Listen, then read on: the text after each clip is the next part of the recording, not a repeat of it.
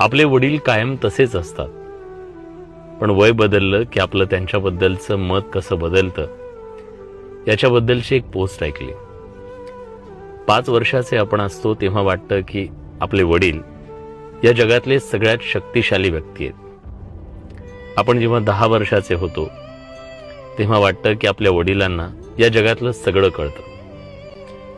पण जेव्हा 15 वर्षाचे होतो तेव्हा वाटतं की वडील आपल्याला समजूनच घेत नाहीयेत. आपण जेव्हा 20 वर्षाचे होतो तेव्हा वाटतं की आपले वडील किती जुन्या विचारांचे आहेत. पण जेव्हा 25 वर्षाचे होतो तेव्हा लक्षात येतं की आपले वडील काही बाबतीत बरोबर होते. 30व्या वर्षी आपल्या लक्षात येतं की आपल्या वडिलांनी आयुष्यभर जे केलं ती काही साधी गोष्ट नव्हती.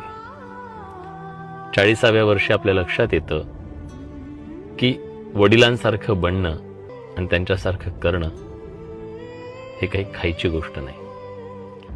50व्या वर्षी आपल्या लक्षात येतं की अतिशय शांत राहून या माणसानं आयुष्याचा, संसाराचा हा सगळा गाडा कसा हाकला असेल. आणि एक दिवस असा येतो ज्या दिवशी आपल्याला एक कटू सत्य कळतं. ते सत्य असतं की आपले वडील